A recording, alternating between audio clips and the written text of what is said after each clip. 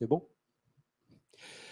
Bonjour à toutes et à tous. Bienvenue pour cette Assemblée générale mixte ordinaire extraordinaire 2023. Comme tous les ans en mai, nous avons le plaisir de dérouler l'activité de la société, de répondre aux questions et bien sûr de dérouler l'ensemble des résolutions qui sont proposées au vote.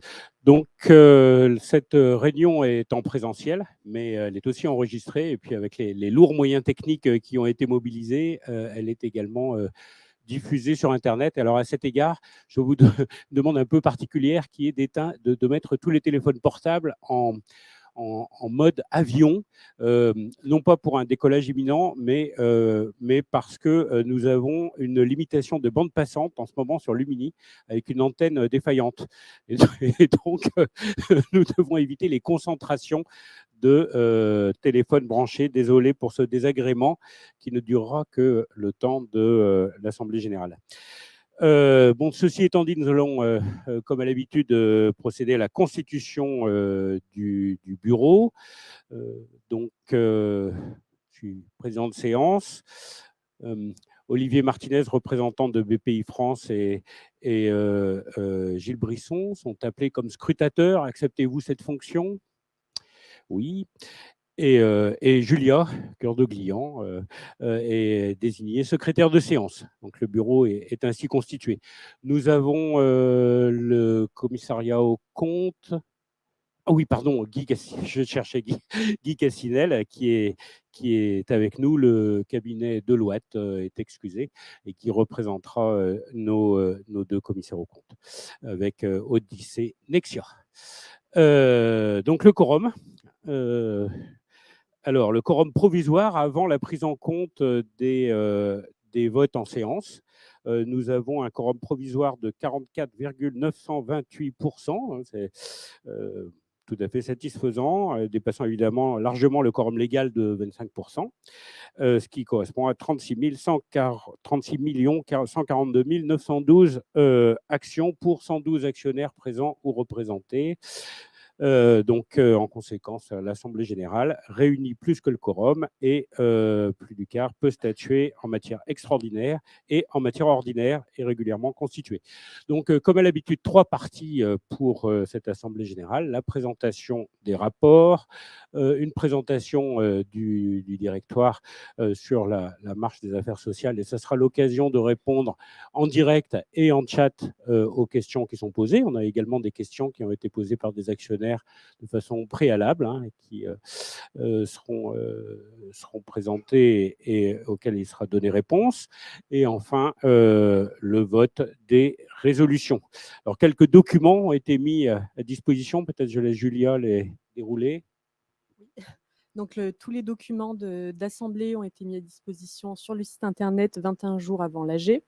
Donc, tous les documents sur la convocation, rapport de gestion, rapport sur le gouvernement d'entreprise, rapport du directoire, les rapports des auditeurs et tous les documents donc, obligatoires visés par le Code de commerce. Et je vous demande de me donner dispense de la lecture de l'ensemble des rapports, s'il vous plaît. Il semble que la dispense soit accordée. Il a été satisfait aux demandes d'envoi de documents, tous ceux qui l'ont demandé. Et donc, cette partie formelle, tout étant maintenant en place pour démarrer l'AG, je vais immédiatement passer la parole au commissaire aux comptes, à notre auditeur Guy Castinel, pour pour présenter le contenu de ces rapports sur l'exercice 2022. Merci. On les a résumés sous forme de slides qui s'affichent en même temps à l'écran. Donc, le slide suivant vous présente donc l'objectif que nous poursuivons. Donc, c'est une assurance raisonnable sur la sincérité. Je pense que le mot est clair pour tout le monde. La régularité, donc les règles et principes comptables applicables pour les comptes tant annuels, les comptes sociaux, que les comptes consolidés. On doit vous préciser un caractère obligatoire, hein, donc sur la désignation des commissaires aux comptes, c'est surtout la dernière phrase qui compte, c'est-à-dire qu'au 31 décembre, le cabinet de Deloitte était dans sa 9e année et le cabinet Odyssée Nexia que je représente est dans sa 17e année de signature des rapports, donc depuis la cotation de la société Inet Pharma. Slide suivant. Donc, si on parle proprement parler de l'opinion, qui est le plus important, donc c'est une certification des comptes sans réserve. Donc, on rappelle que les comptes ont été arrêtés par votre directoire le 22 mars 2023, donc sur la base de ce qu'ils avaient en main à cette date-là, que notre opinion porte sur des comptes annuels établis selon les principes comptables applicables en France et sur des comptes consolidés selon le référentiel des normes IFRS, dites normes internationales adoptées par l'Union européenne. Donc, nos rapports ont été datés du 5 avril 2023, sont disponibles dans le document d'enregistrement universel. Donc, vous avez le numéro des sections, en section 18.2 pour les comptes consolidés et en 18.4 pour notre rapport sur les comptes annuels. Voilà.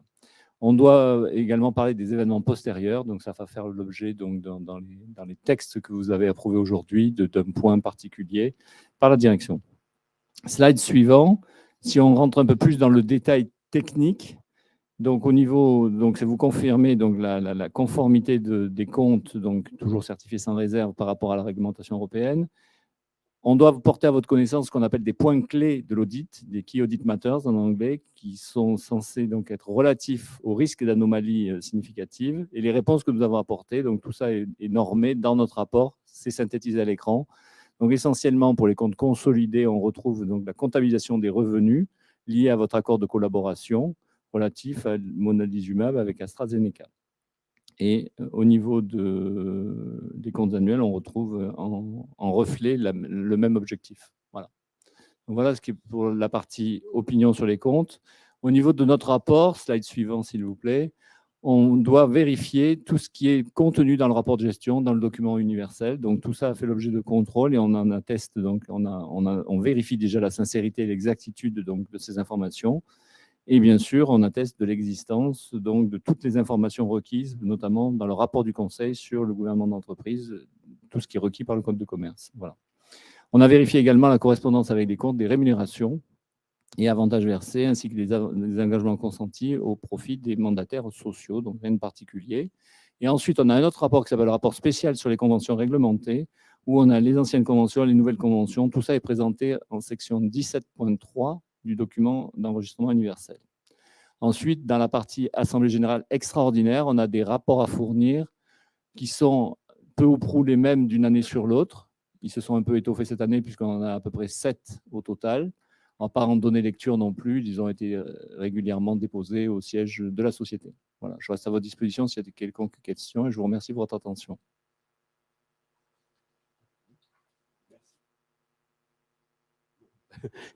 Merci, merci Guy.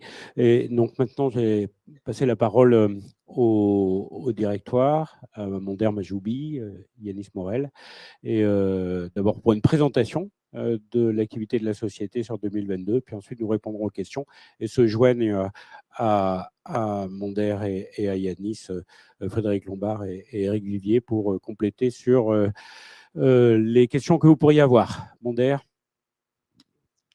Merci Hervé. Bonjour à toutes et à tous. Bienvenue à cette assemblée générale qui, pour moi, est toujours un moment important, particulier.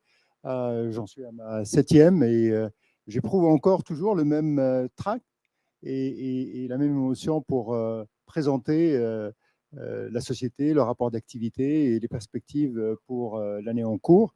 Comme l'a dit Hervé, j'ai demandé à mes collaborateurs de se joindre à moi pour vous faire un point. Et je vais commencer par peut-être vous rappeler les priorités stratégiques de l'entreprise. Si on peut passer à la slide suivante. Voilà.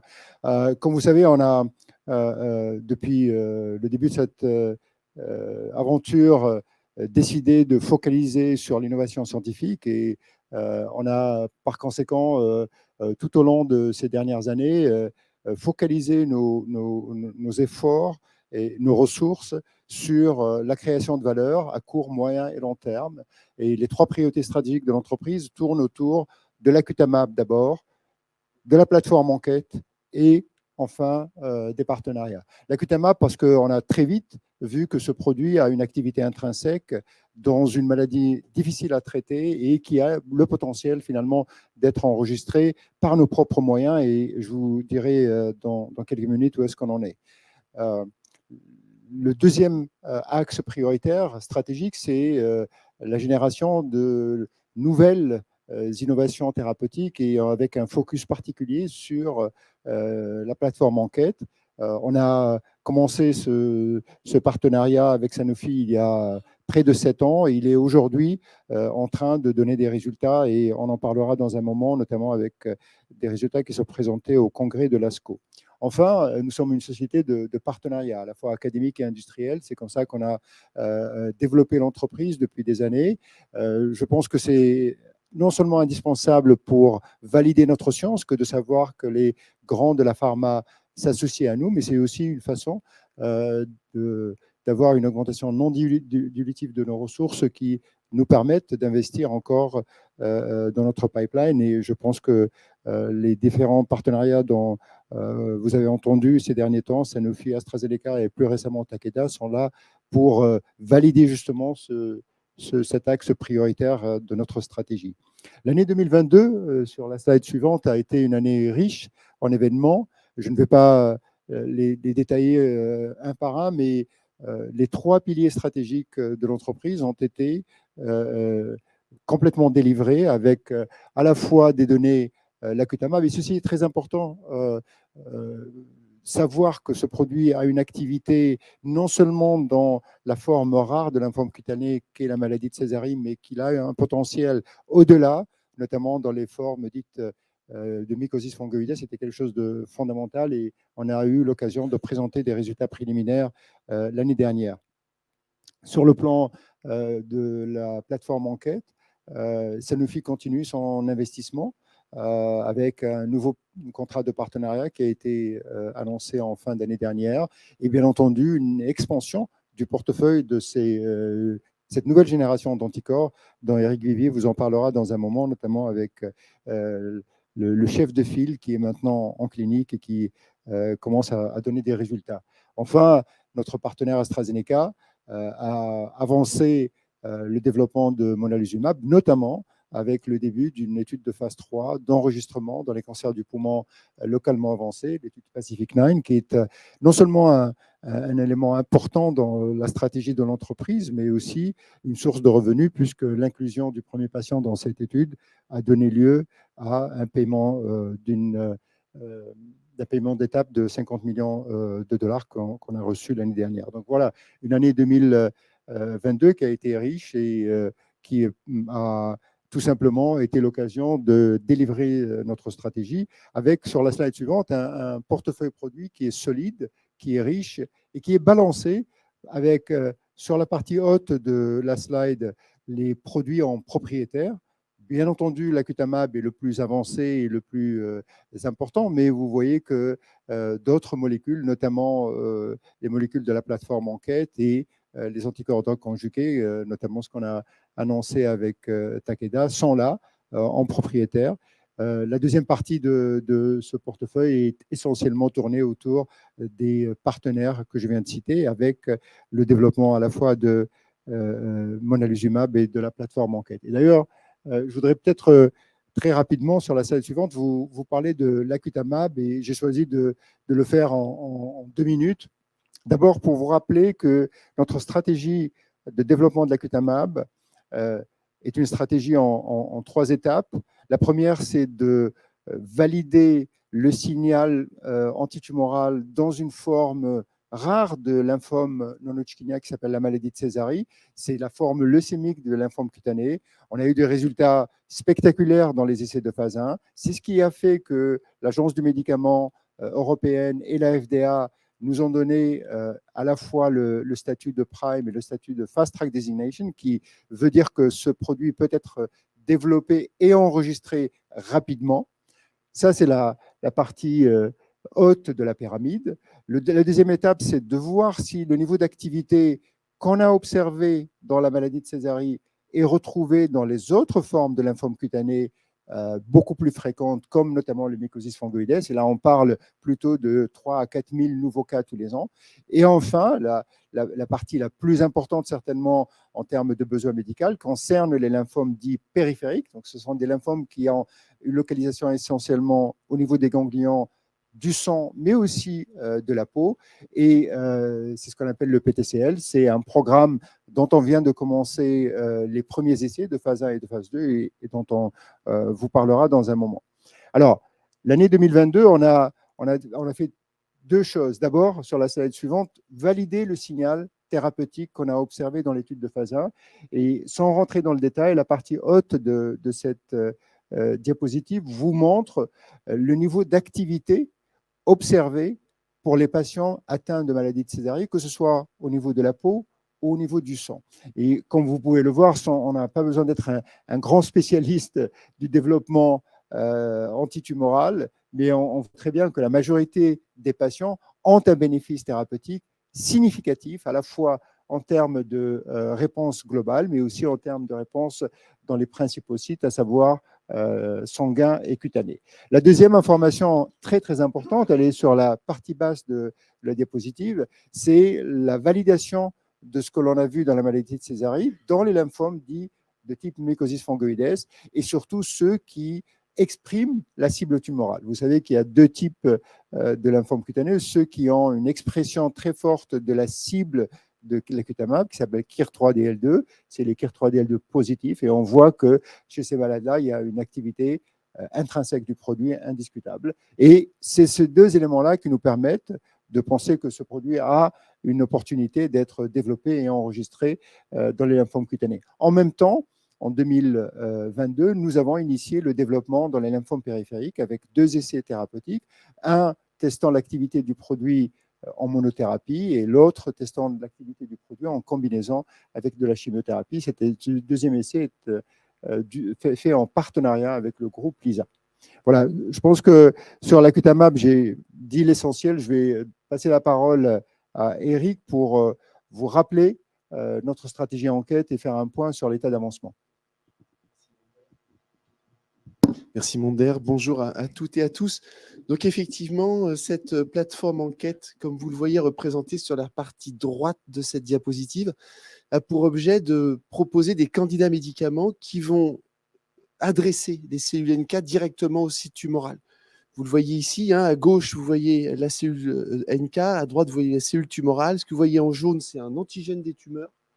Ce que vous voyez en vert et en rouge sur la cellule NK, ce sont les molécules NKp46 et CD16 qui sont deux récepteurs activateurs très importants.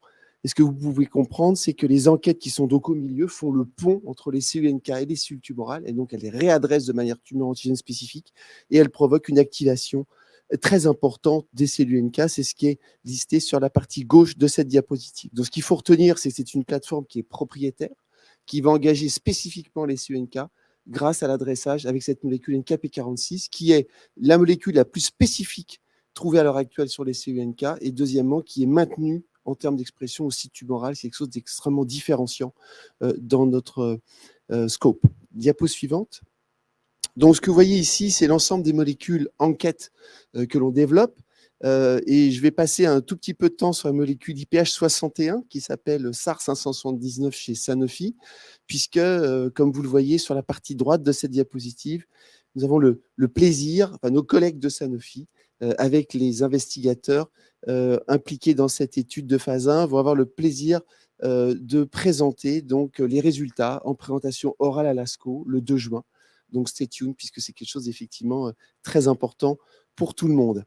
Par ailleurs, vous voyez que nous développons IPH64 aussi avec Sanofi. Nous développons aussi avec Sanofi IPH62 qui adresse un autre tumeur antigène qui s'appelle B7H3, plus deux options qui n'ont pas été disclosées. Et en plus, nous développons notre molécule IPH6501 qui est une nouvelle version des enquêtes qui apporte aussi une cytokine aux cellules NK quand elles rencontrent les cellules tumorales et leur permet de proliférer, ce qui est effectivement très intéressant et que nous développons et qui c'est une molécule qui va à l'IND le plus rapidement possible. Voilà.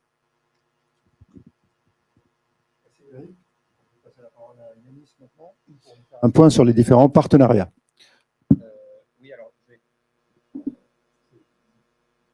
Je vais faire un premier point d'abord sur notre collaboration avec Sanofi qui, depuis l'an dernier, a pris une dimension tout à fait intéressante sur la base des travaux que Eric vient de vous présenter. Comme Monder l'a dit au début, il y a 7 ans, nous avons démarré une collaboration de recherche très early stage avec Sanofi sur 2 cibles, CD123, donc qui est la cible de la molécule SAR 579, et une seconde cible, BCMA, qui est une cible utilisée dans le myélome. Et 2 programmes qui ont maintenant bien progressé, avec le CD123 étant en phase 1 et la deuxième molécule, BCMA, avançant également vers les essais de phase 1. Ce qui est très intéressant dans cette alliance avec Sanofi, c'est que l'an dernier, Sanofi est venu nous voir avec le désir d'étendre cette collaboration à d'autres cibles. Et ça a été la base de l'extension que nous avons signée en décembre, en passant maintenant de 2 cibles en hématologie à maintenant jusqu'à potentiellement 5 cibles. Une cible qui a été disclosée et qui est sûre, qui est B7H3, qui est à noter une cible utilisée dans les tumeurs solides, et 2 options sur 2 autres cibles non divulguées à ce jour. Là aussi, comme l'a souligné Monder, cette collaboration joue un rôle important dans la validation de notre science, mais aussi apporte du financement non dilutif. Nous avons collecté 14 millions d'euros sur la base de milestones atteintes sur les 2 premiers programmes. Et cette deuxième collaboration signée en décembre avec des termes, une structure assez similaire, mais des termes largement augmentés, puisque nous avons touché 25 millions d'upfront et potentiellement jusqu'à 1,35 milliard de milestones, ce qui fait que lorsque l'on agrège ces 2 accords de collaboration avec Sanofi, nous sommes éligibles à un total potentiel de 1,75 milliard de milestones au cours de cette collaboration, si nous atteignons toutes les milestones de recherche et développement et de commercialisation. Alors, l'autre alliance qui joue un rôle majeur pour Innate est bien sûr notre alliance avec AstraZeneca. Slide suivante, s'il vous plaît. Alors, je ne vais pas revenir en détail sur les termes financiers, je pense que vous les connaissez, juste vous donner quelques chiffres. Donc, nous avons 2 assets en collaboration avec AstraZeneca, monalizumab qui est sous licence, et le CD39, IPH5201 qui est sous option, avec un total de milestones de 1,2 milliard et 800 millions, ce qui fait qu'on a un ensemble d'à peu près 2 milliards de milestones dans cette collaboration avec AstraZeneca. On a déjà reçu 450 millions du côté Mona, 60 millions du côté CD39. Mais je voulais surtout profiter de cette occasion qui nous est donnée aujourd'hui de plutôt mettre en lumière les progrès de monalizumab, notamment dans le cancer du poumon, qui est tout à fait notable. Alors, d'une part, c'est notable à plusieurs égards. D'une part, le cancer du poumon est clairement une des priorités stratégiques affichées par AstraZeneca, qui veut vraiment se positionner comme étant un leader du marché dans le cancer du poumon et adresser tous les différents segments possibles de cette maladie, allant des stades des moins avancés jusqu'aux stades les plus avancés, sans rentrer dans le détail des différents types et sous-types de cancer du poumon. Mais en ce qui concerne Mona, les 2 dernières années ont été très importantes pour notamment 2 essais qui ont montré un signal.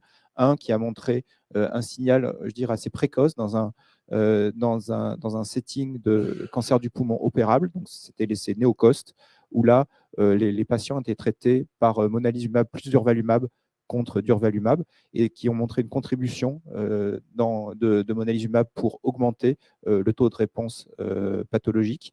Et donc ça supporte le démarrage d'un second essai de phase 2 confirmatoire qui s'appelle NeoCOST-2, dans un setting à peu près similaire, mais où AstraZeneca a ajouté de la chimiothérapie, puisque là, il s'agit du traitement standard maintenant dans ce setting, c'est-à-dire immunothérapie plus chimiothérapie. Et l'autre essai qui est aussi tout à fait important, c'est l'essai de phase de COST, randomisé sur un peu plus de patients, là 60 patients par bras, qui lui a montré que l'addition de monalizumab à durvalumab permettait de réduire le risque de rechute d'à peu près 60%, et augmenter également le taux de réponse dans cette population de patients qui est un peu plus avancée que la précédente et qui est traitée après avoir reçu un régime de radiochimiothérapie. Et ça, ces essais ont donné lieu au démarrage d'un essai d'enregistrement de phase 3 appelé Pacific 9, qui, lui, a déclenché un paiement de 50 millions en 2022. Et slide suivante. Donc, plus récemment, comme vous avez pu le voir, nous avons signé un autre accord avec un autre partenaire, Takeda. Là, s'agissant en fait de la licence d'un ensemble d'anticorps contre une seule cible, non divulguée à ce jour, mais qui a potentiellement une cible thérapeutique dans des maladies dites cœliaques et sous des formats d'antibody drug conjugate. Alors cet accord est bien sûr beaucoup plus early stage que les accords signés avec AstraZeneca et Sanofi, puisque là il s'agit de la licence d'un panel d'anticorps pour lesquels qui sont au stade de recherche avancée, mais pas encore de candidats en développement. Mais c'est également très intéressant parce que ça montre que notre plateforme est capable de délivrer des molécules qui peuvent être utilisées à la fois dans les NK cell engagers, les enquêtes, mais aussi dans les antibody drug conjugates. Merci Yanis. C'est le moment peut-être maintenant de parler chiffres et je passe la parole à notre directeur financier, Frédéric Lambard, pour vous faire un point sur les comptes de l'entreprise. Merci. Merci Mondaire.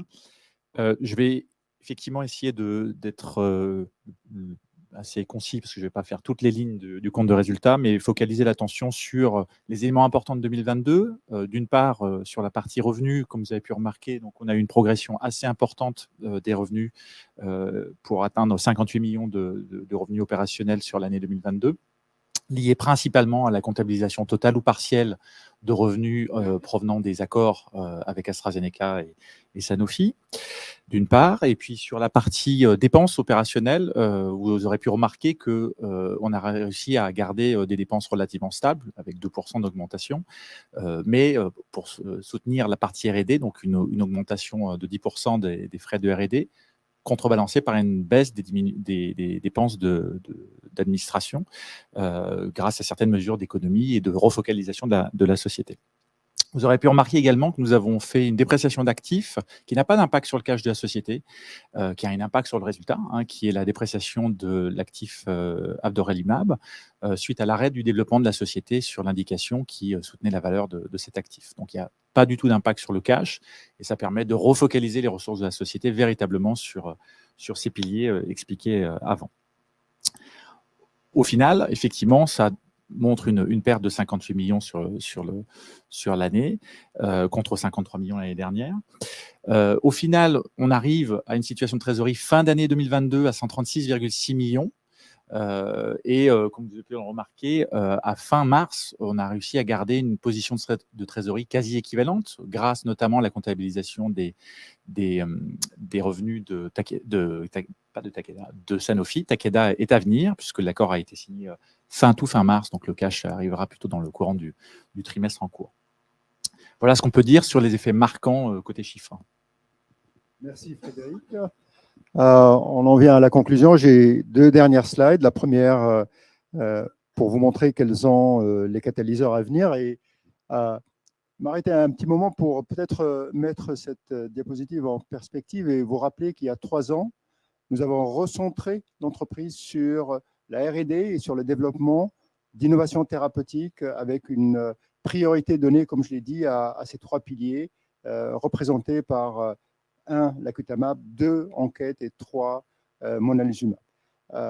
Au cours des 3 dernières années, on a été consistant à la fois en termes de stratégie et d'objectifs et de résultats. Et comme vous pouvez voir, l'année 2023, mais surtout l'année 2024 et probablement début 2025, on va commencer à, j'espère, cueillir les fruits de ce travail-là, avec des résultats importants pour les produits eux-mêmes et pour ce qu'ils peuvent apporter aux malades, mais aussi pour l'entreprise et ses actionnaires, puisque ça sera l'occasion de valider les hypothèses scientifiques sur lesquelles on a travaillé. Je vais commencer par d'abord 2023, vous rappeler ce qu'a dit Eric, IPH61, la collaboration a commencé il y a 7 ans, ça vous donne une idée sur le temps mis pour pouvoir amener une idée à des résultats cliniques. Et on n'est qu'au début du développement de ce produit-là, parce que cette étude-là de phase 1, c'est l'étude de la tolérance, de la tolérabilité et la définition de la dose du produit. Il reste tout un pan du développement qui va bien entendu s'accélérer maintenant qu'on sait un peu plus, mais clairement, c'est un point important dans l'histoire du développement des anticorps issus de la plateforme enquête. Et c'est un moment très important aussi pour l'entreprise parce que ce choix stratégique opéré il y a quelques années est en train maintenant de se matérialiser.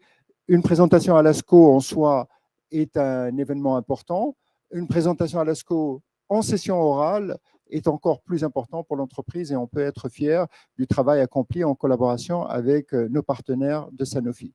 Il est aussi important de garder en tête que l'histoire des enquêtes ne s'arrête pas là, puisque 2023 sera l'année du début de 2 nouveaux essais thérapeutiques avec 2 nouveaux produits, un chez Sanofi, qui est IPH64, qui est développé dans les myélomes multiples.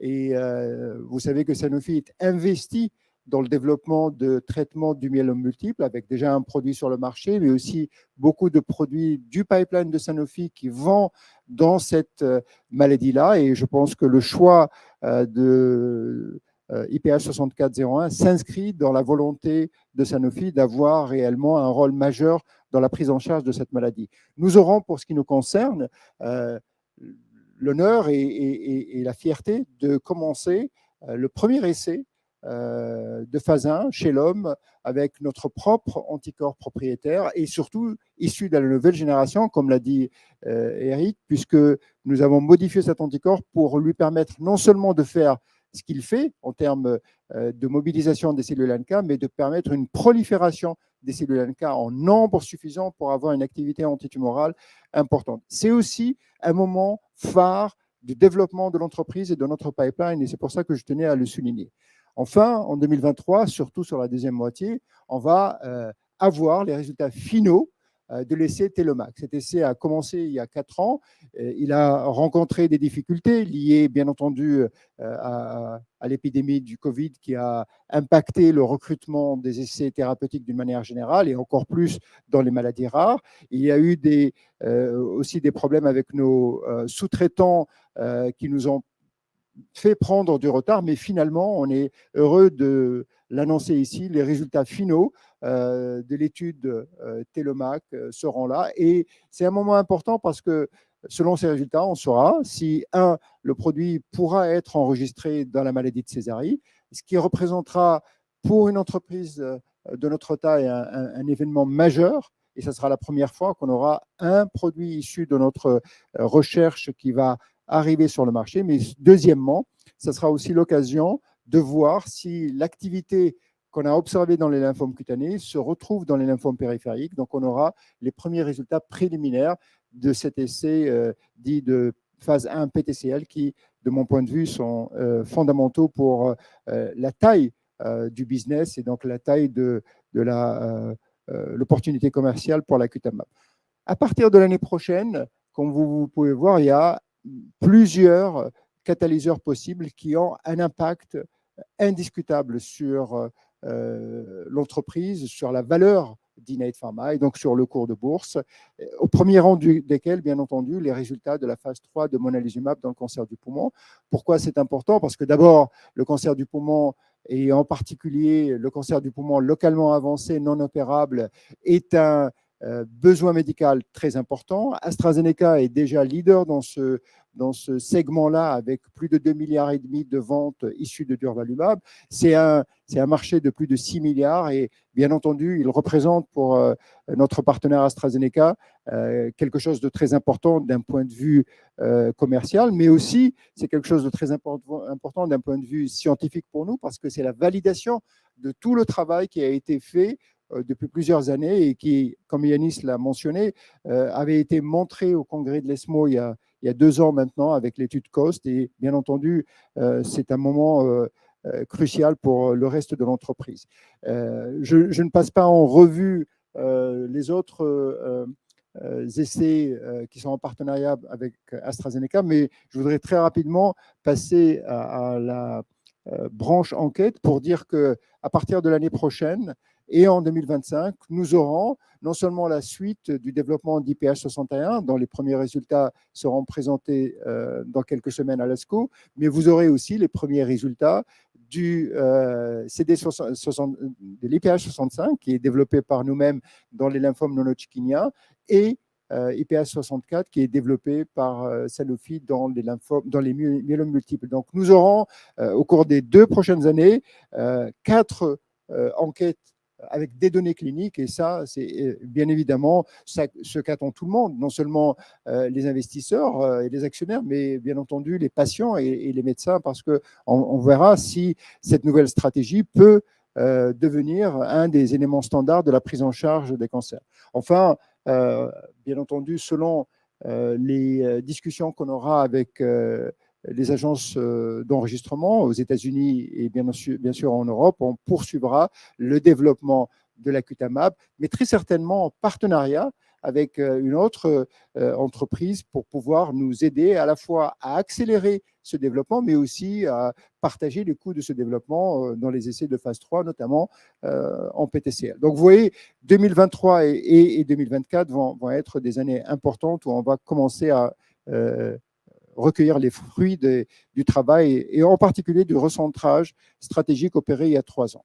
Pour conclure, sur la diapositive suivante, je voudrais très synthétiquement vous donner les 3 messages clés de cette réunion. La première, le portefeuille produit d'Inat Pharma est non seulement riche, diversifié, mais surtout mature aujourd'hui avec des projets qui sont en train de délivrer des données cliniques et potentiellement permettre des études à visée d'enregistrement, que ce soit pour l'acutamab, que ce soit pour la plateforme Enquête.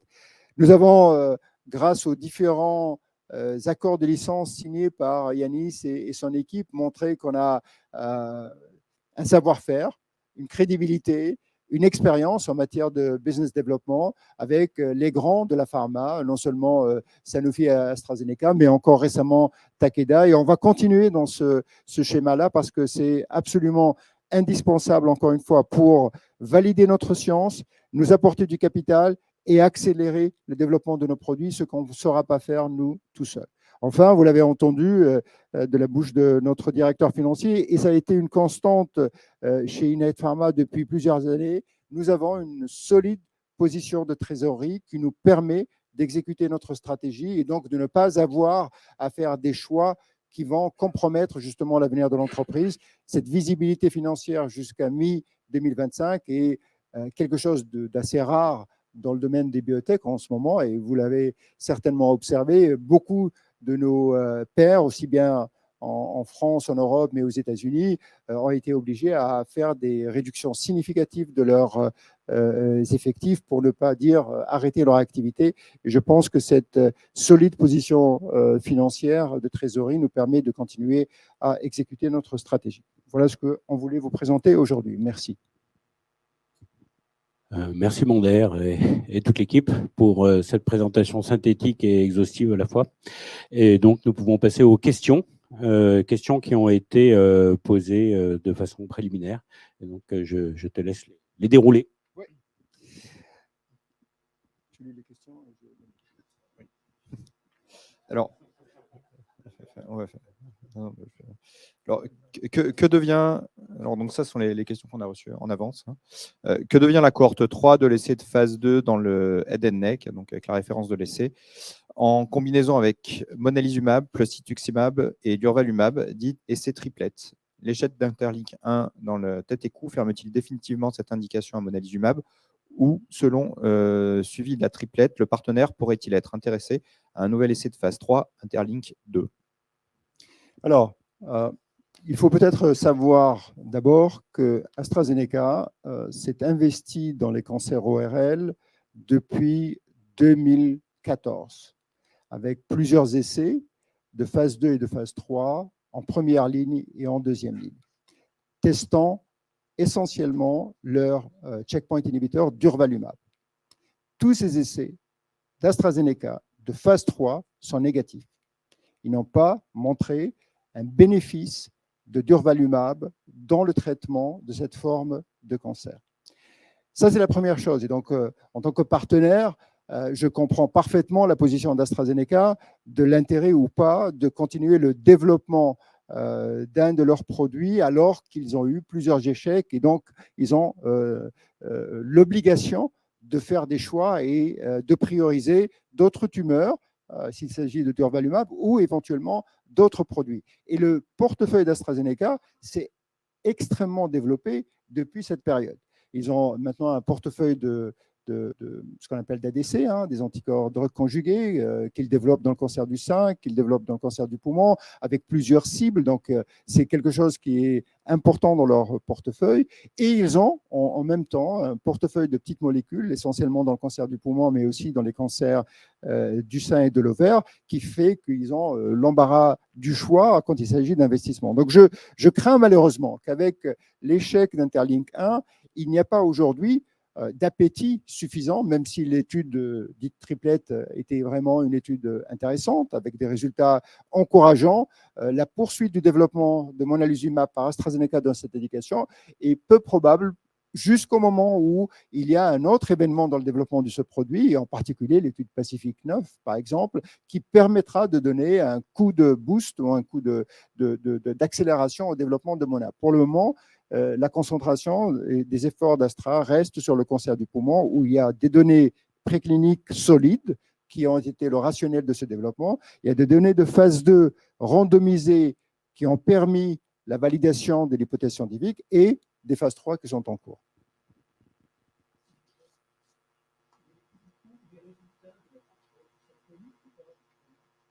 Oui, on les a publiés. Oui.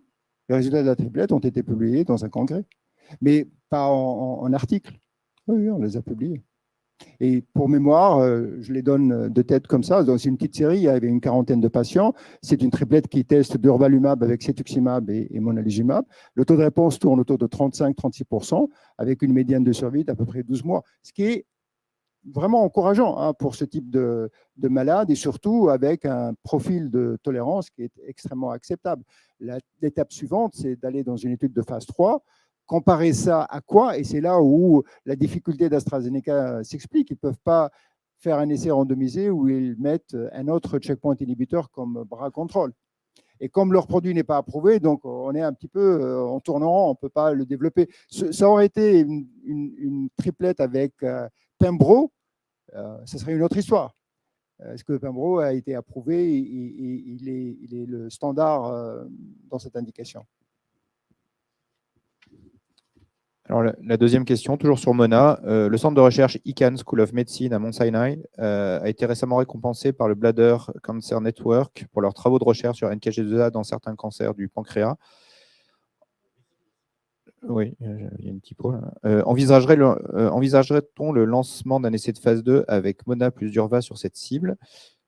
Qui donne son accord à un tel essai vis-à-vis de la propriété intellectuelle du produit? La société Innate ou le partenaire Astra? Déclenche-t-il un milestone ou aurait-il déclenché un milestone si cela avait émané directement d'une volonté du partenaire? Alors, comme il y a une partie BD, tu fais la question et la réponse cette fois-ci. Oui, alors je vais faire la question et la réponse. Donc, on connaît très bien Amir Horvitz, qui est un des collaborateurs scientifiques d'Innate et aussi d'Astra. Ça fait partie des fonctionnements classiques, c'est-à-dire que des académiques émettent des hypothèses scientifiques et ensuite les entreprises décident ou pas d'investir en propre ou bien sous forme d'essais sponsorisés par l'investigateur.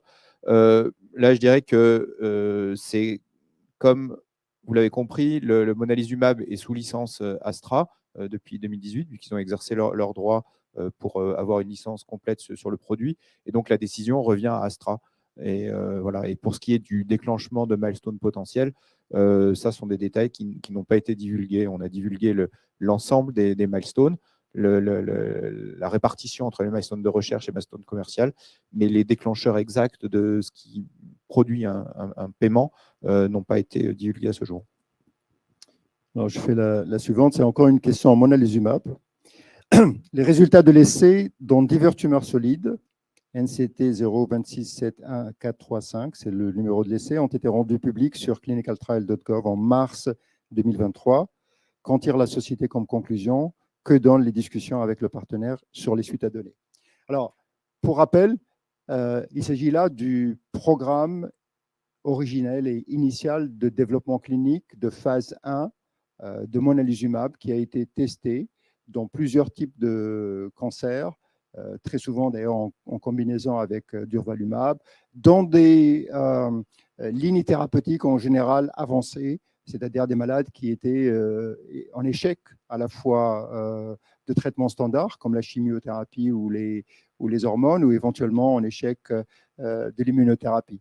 C'est un programme qui a été destiné à, un, regarder le profil de tolérance du produit, et B, voir s'il y a des signaux d'activité. Parmi ces signaux, d'ailleurs, et je pense que la personne qui a posé la question a certainement en tête l'activité observée dans les cancers colorectaux, était intéressante. En tout cas, ça avait, à l'époque, généré de la part d'AstraZeneca un intérêt pour valider ce signal-là avec plusieurs combinaisons dans des formes de cancers colorectaux métastatiques, essentiellement en deuxième ligne et en première ligne. Tout ça a finalement abouti à la décision d'AstraZeneca de se focaliser sur le cancer du poumon, parce que c'est là où ils avaient d'abord le signal le plus fort, le plus pertinent, où ils avaient surtout une réelle franchise, parce que dans le cancer du poumon, AstraZeneca a plus d'un produit qui est aujourd'hui leader dans ce domaine, alors que dans les cancers digestifs, et en particulier dans le cancer colorectal, ils n'y sont pas. Ils n'ont aucun produit, donc ils ont fait un choix. Je pense que là aussi, on comprend parfaitement la nécessité de prioriser, et par conséquent, on est comme eux dans l'attente de ces développements de monalizumab dans le cancer du poumon, qui seront encore une fois déterminants pour la suite du développement du produit dans cette indication, puisque dans le poumon, il y a encore des choses à faire, mais aussi éventuellement dans d'autres indications. Mais pour le moment, leur décision, c'est de ne pas aller au-delà de ce qui a été déjà publié dans divers congrès, et qui a, encore une fois, montré ce qu'il était supposé montrer. Parce que ces études de phase 1, c'est essentiellement des études destinées à regarder la tolérance et voir s'il y a un signal. Mais malheureusement, on a appris depuis que ces études étaient designées en 2015-2016. On a appris depuis que c'est peut-être pas la meilleure façon de tester monalizumab. Quand il faut le tester, il faut peut-être penser à des formes localement avancées où l'état des cellules NK est encore suffisamment préservé, et où peut-être la synergie, non seulement avec les checkpoint inhibiteurs, mais peut-être avec la chimiothérapie et la radiothérapie, peuvent donner des résultats beaucoup plus intéressants. Et d'ailleurs, ça a été la raison pour laquelle ce produit est maintenant en phase 2, randomisé en phase 3 dans les cancers du poumon localement avancés. On a une autre question sur EPH 52. Donc, pourquoi Astra n'est pas indiqué comme sponsor à l'essai Matisse, qui est la première phase 2 sur cette cible, à l'instar de la phase 1 de l'an dernier? C'est très simple, en fait. Matisse, c'est effectivement la première phase 2 du produit IPH 5201 qui cible CD39, qui est sous option de la part d'Astra, et qui fait partie d'un accord de collaboration et d'option dans lequel, en fait, nous collaborons avec AZ à la fois au niveau préclinique et à la fois au niveau clinique. Donc, lorsque nous avons signé cet accord, il avait été décidé que Astra ferait la première phase 1. Et là, nous avons décidé que c'était Innate qui allait exécuter cette phase 2, qui est quelque chose tout à fait commun. C'est ce qui avait été fait déjà par le passé sur monalizumab, où en fait les partenaires discutent pour savoir lequel est le mieux placé pour exécuter à un moment donné tel ou tel essai. Donc, comme Innate exécute l'essai, c'est Innate qui est sponsor de cet essai, et pas Astra. Merci, Anis. Une dernière question parmi.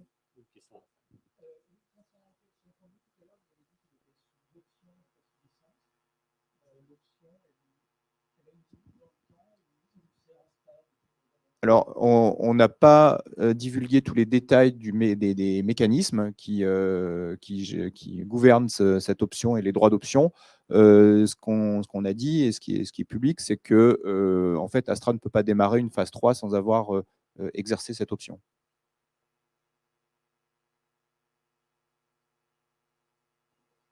Très bien. Une dernière question qu'on a reçue, une question qui a été posée par le passé, donc je crains de devoir donner la même réponse. Pourquoi ne pas proposer des bons de souscription aux actionnaires avec prime d'émission, même à un niveau bien plus élevé que la moyenne des derniers cours actuels? Alors, d'abord, comme on l'a plusieurs fois signalé, on a une stratégie de financement qui est d'abord orientée vers le business développement, et la signature d'accords de partenariat. C'est non dilutif. Ça solidifie notre stratégie, ça nous apporte du cash et c'est ce qui nous permet de se financer. Comme Yanis l'a dit, au cours de la dernière décennie, on a récolté plus de 600 millions de dollars grâce à ça et on continuera dans cette direction. Maintenant, je pense que la meilleure façon de récompenser les actionnaires et les actionnaires individuels et les plus fidèles qui nous suivent depuis bien longtemps, c'est de créer de la valeur. Et créer de la valeur, c'est traduire la science telle que vous l'avez vu en bénéfice patient et que ce bénéfice patient soit reconnu par les agences réglementaires et donc aboutir à une autorisation de mise sur le marché. C'est un parcours lent, compliqué, difficile, où il faut bien entendu être prêt aux échecs, et on en a connu, mais c'est un parcours où la pertinence, la persévérance et surtout l'excellence scientifique permettent de payer. Et je pense qu'on est proche du but avec tout ce que l'on vous a montré, et je crois que ce sera la meilleure façon de vous récompenser pour votre fidélité et votre soutien au cours des dernières années.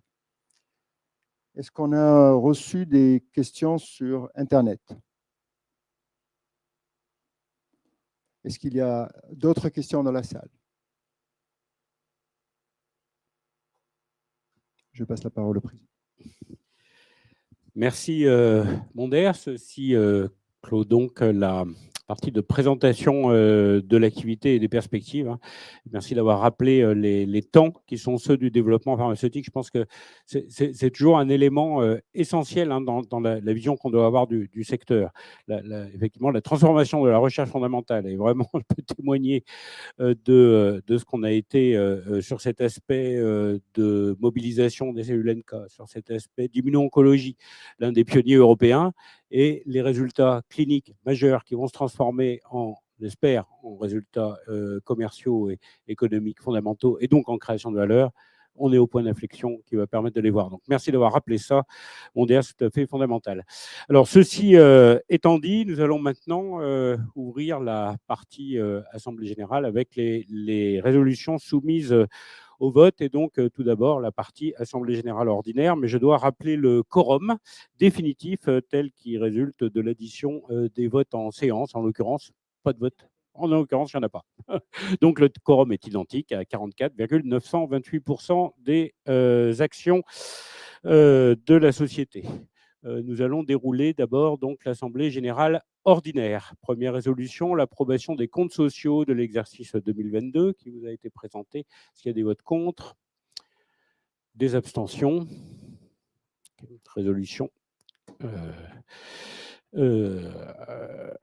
Deuxième résolution adoptée, pardon. Oui, voilà. Oui. Deuxième résolution, les comptes consolidés, donc sur l'ensemble du périmètre de la société. Approbation des comptes consolidés de l'exercice 2022. Est-ce qu'il y a des votes contre? Des abstentions?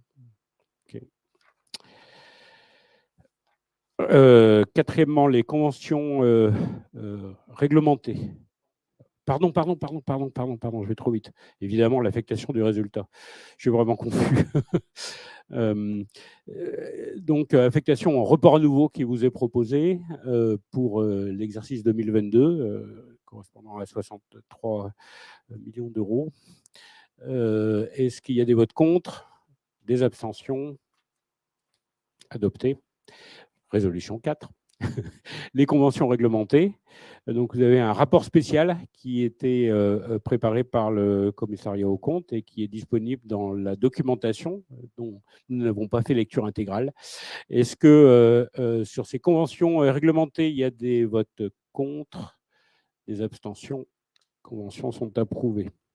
Donc, nous avons ensuite une série de résolutions qui portent sur le renouvellement du conseil de surveillance et d'instance de la gouvernance de la société. Nous proposons une grande continuité. Et donc, je vais dérouler, et d'ailleurs, tous les candidats au renouvellement sont ici présents.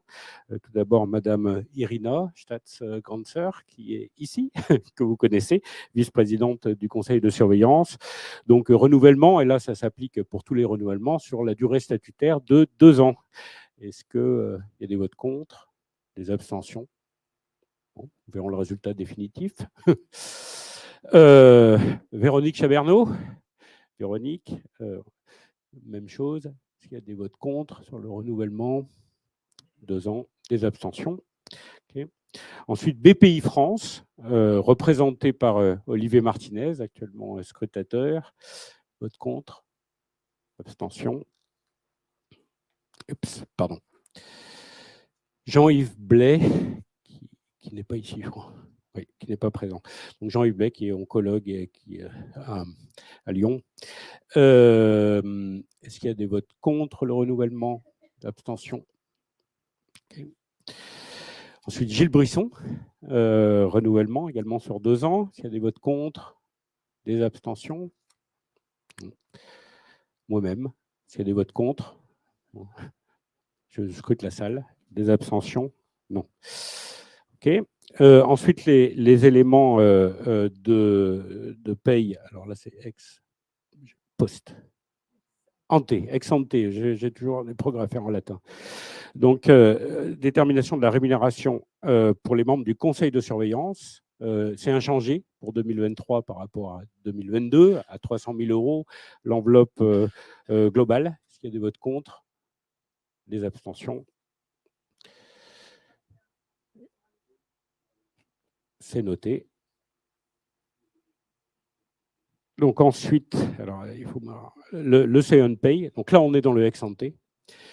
Des mandataires sociaux donc, pour l'exercice 2023. Vous avez l'ensemble des détails qui sont fournis dans le rapport sur le gouvernement d'entreprise qui était également présent dans la documentation. C'est le paragraphe 2.1. S'il y a des votes contre, des abstentions, adopté. Donc le président du directoire spécifiquement, et même disposition ex-ante. Est-ce qu'il y a des votes contre, des abstentions? Okay. Donc, ici, nous sommes sur les membres du directoire. Donc, Yanis, est-ce qu'il y a des votes contre? Abstention? Noté. Le président du conseil de surveillance, est-ce qu'il y a des votes contre? Abstention? Séance. Maintenant, la rémunération des membres du conseil de surveillance, à l'exception du président du conseil de surveillance pour l'exercice 2023, ramène à la même documentation, mais paragraphe différent du rapport sur le gouvernement d'entreprise. Est-ce qu'il y a des votes contre? Des abstentions? Résolution 17. L'ensemble des éléments de rémunération et des avantages versés ou attribués au titre de l'exercice clos le 31 décembre 2022. Donc là, c'est bien le ex post.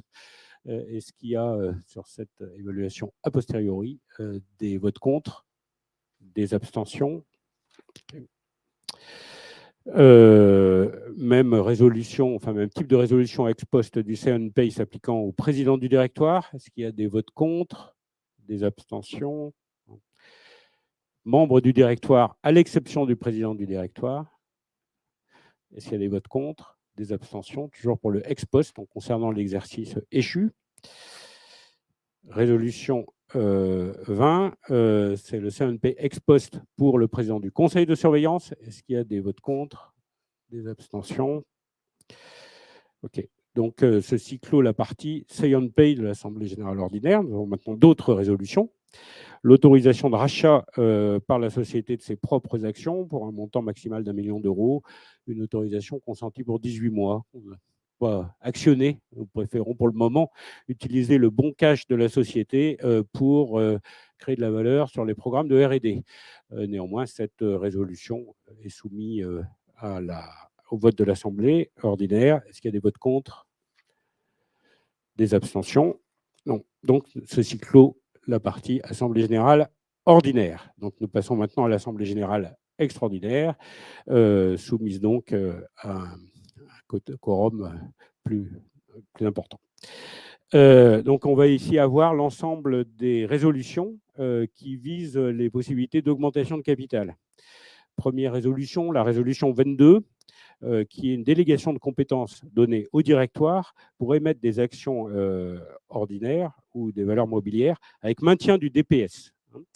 Donc ici, nous avons un plafond qu'on va retrouver pour toute une série de résolutions qui est d'environ 30% du capital total, soit 24 millions, voilà, 155 537 actions. Est-ce qu'il y a des votes contre, des abstentions? Donc le directoire a les outils en main pour pouvoir faire, si la résolution est adoptée, ce type d'augmentation de capital. Résolution 23, avec suppression du DPS, mais avec une offre au public. Est-ce qu'il y a des votes contre, des abstentions? C'est évidemment avec le même plafond, et pour une délégation de 26 mois. Okay. 24, alors, avec suppression du DPS dans le cadre d'une offre visée au paragraphe 411.2 du Code monétaire et financier, et avec ici un plafond qui est également autour de 24 millions d'actions. Est-ce qu'il y a des votes contre? Des abstentions? Okay. Noté. Enfin, nous avons des résolutions portant sur le discount, enfin, ou le prix d'émission des actions, pour être plus précis, dans ces différentes situations. Donc, en cas de suppression du DPS et dans la limite annuelle de 10% du capital, je rappelle que ces résolutions sont très classiques. Hein, c'est les résolutions qu'on voit maintenant année après année pour la société Inat Pharma. Donc, est-ce que nous avons ici possibilité d'effectuer une augmentation de capital avec suppression de DPS, avec un prix correspondant à une décote maximum de 15%, dans la limite annuelle de 10% du capital? Est-ce qu'il y a des votes contre? Des abstentions? Non. Alors, donc je passe à la 6. Ici, c'est ce qui nous permet éventuellement de faire des deals au profit de catégories particulières de personnes, avec suppression du DPS. Est-ce que, et avec le même plafond ici. C'est notamment une résolution que nous maintenons chaque année dans le cadre de possibles accords stratégiques avec une participation au capital de la société, du partenaire industriel avec qui nous aurions un accord. Et c'est quelque chose que nous avons actionné par le passé, hein, puisque, comme vous le savez, nous avons des actionnaires industriels importants que sont historiquement Novo Nordisk et puis plus récemment AstraZeneca. Est-ce qu'il y a des votes contre, des abstentions? Ensuite, nous avons la partie ATM. Donc, la partie ATM, c'est un outil dont sont familiers les sociétés qui sont cotées au Nasdaq, hein, puisqu'il s'agit ici de la possibilité d'émettre des actions à la valeur de marché. C'est un outil qui donne de la flexibilité avec un impact minimal sur le cours et qui permet donc d'avoir une augmentation de capital au profit d'investisseurs institutionnels. Et d'ailleurs, nous avons annoncé récemment le changement de banque pour un dispositif qu'on a mis en place il y a 1 an et demi, je crois à peu près, mais avec ici un nouvel opérateur. Donc, est-ce qu'il y a des votes contre, des abstentions? Donc, qui est pour la partie ATM. Enfin, l'option de surallocation en cas d'augmentation de capital sans suppression du DPS, c'est bien ça qu'on appelle la green shoe? Non, avec ou sans, pardon. C'est bien ça qu'on appelle la green shoe. C'est bien ça qu'on appelle la chaussure verte. Donc, est-ce qu'il y a des votes contre, des abstentions? Non. C'est ce qui permet d'augmenter le volume d'une augmentation de capital dans le cas où le marché est particulièrement réceptif et donc de lever un peu plus qu'initialement prévu. Ensuite, délégation de pouvoir au directoire pour émettre des actions ordinaires en rémunération d'apport en nature. Bon, ça, c'est quelque chose que je ne crois pas que nous n'ayons actionné. Oui, si, on l'a actionné historiquement dans le cas d'un accord avec Novo, où il y avait eu un actif qui avait été rémunéré partiellement par une participation au capital, effectivement. Donc là, c'est plutôt quelque chose qu'on va actionner dans le cas d'une acquisition de produits ou de sociétés. Hein. Est-ce qu'il y a ici des votes contre, des abstentions? Okay. Ensuite, nous avons une résolution, la résolution 30 portant sur une OPE, sur une offre publique d'échange initiée par la société, avec, même chose, délégation de compétences données au directoire pour ce type d'opération. Est-ce que nous avons des votes contre? Abstention. Alors, toutes ces résolutions peuvent avoir un effet additif, hein. Donc, on a un plafond global. Vous avez vu ce plafond de 24 millions de titres qui s'applique pour chacune des opérations. Mais si on actionne plusieurs opérations dans les délais qui sont ici votés par l'Assemblée générale, le volume de chaque opération s'ajoute pour voir si ça doit rester inférieur au plafond global qui est fixé, qui est justement de 30% des actions de 24 millions de titres ou de 1 200 000 en nominal. Donc, limitation des autorisations, résolution 31. Est-ce qu'il y a des votes contre? Des abstentions? C'est OK. Alors ensuite, nous avons une série de résolutions qui concernent les attributions d'actions gratuites et d'actions de performance. Donc vous savez que nous avons, et ça c'est détaillé également dans la documentation, un système d'incentive, enfin de rémunération long terme qui s'appuie sur des éléments de performance avec des objectifs prédéfinis. Donc première autorisation, c'est celle de l'attribution d'actions gratuites sur l'atteinte de critères de performance aux dirigeants salariés, comités exécutifs, cadres et mandataires sociaux, ce qu'on appelle les AGAP dirigeants. Est-ce qu'il y a des votes contre? Des abstentions? Deuxième résolution, c'est pour l'ensemble des membres du personnel de la société. Vous savez que la société poursuit un objectif important, un d'élargissement de la base actionnariale de l'ensemble de ses salariés. C'est en ligne avec les engagements, je dirais, de gouvernance et d'implication et de partage de la valeur de la société. Est-ce qu'il y a des votes contre? Des abstentions? Okay. Donc, résolution 34. Attendez, là, ah oui, pardon. Hein, oui, c'est les actions gratuites salariées. Ça, c'est pour le... Non, les actions gratuites salariées. Alors, bon, ça, c'est pas les mêmes volumes. Est-ce qu'il y a vote contre? Abstention? Okay. Oui, alors j'ai confondu avec le suivant, pardon, nous avons mis en place il y a déjà de nombreuses années un plan d'épargne d'entreprise. Évidemment, dans le cadre d'une société comme INAT, l'intéressement passe par ce type de dispositif, hein, puisque nous ne pouvons pas utiliser des outils d'intéressement conventionnels qui sont appuyés sur un résultat comptable. Ça, c'est structurel de sociétés de biotech qui n'ont pas encore atteint stade de profitabilité. Donc, est-ce que nous avons pour ce dispositif des votes contre, des abstentions? Enfin, des bons de souscription d'actions, des BSA, alors volume qui n'est évidemment pas dans les mêmes niveaux, pour les membres du conseil de surveillance, permet d'aligner l'intérêt de l'ensemble des membres du conseil sur l'évolution de la performance boursière et de la création de valeur de la société. Est-ce qu'il y a des votes contre? Des abstentions? Enfin, délégation de pouvoir, résolution 37 du directoire pour annuler tout ou partie des actions détenues en propre par la société. Donc, c'est en miroir sur, bon, évidemment, purement formel ici. Est-ce qu'il y a des votes contre? Des abstentions? Et puis la résolution, toujours la plus importante, l'accomplissement des formalités et les pouvoirs donnés pour ce faire. Est-ce qu'il y a des votes contre? Des abstentions? Nous verrons au moment du vote si la société peut mettre en œuvre les résolutions qui ont été votées et dont on connaîtra l'issue du vote prochainement. Eh bien, je crois que l'ordre du jour est épuisé, et donc, ce qui me permet de lever la séance et de vous inviter voire de vous remercier pour votre participation, membres du conseil de surveillance, membres du bureau, membres du directoire, bien sûr, et l'ensemble des actionnaires ici présents. Merci de votre fidélité, ceux qui reviennent année après année. Et nous vous invitons maintenant à partager un verre.